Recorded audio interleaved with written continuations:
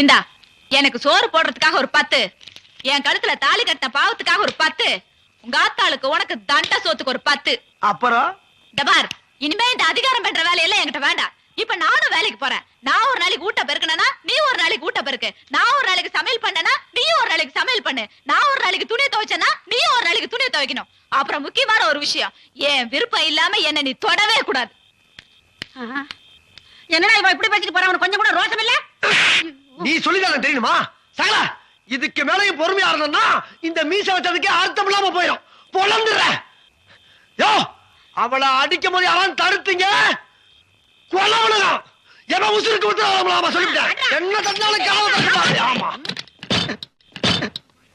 ஏண்டி கேவலம் ஒரு 30 ரூபா காசை சம்பாரிச்சு கொண்டாந்து கையில கொடுத்துக்கிட்டு அட்லீஸ்ட் ஒரு சமயக்காரன் முன்னால என்னைய சமைக்க சொல்லுவ, கூட்ட சொல்லுவ, துணி துவைக்க சொல்லுவ.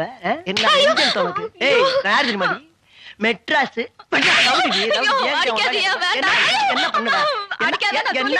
என்னடி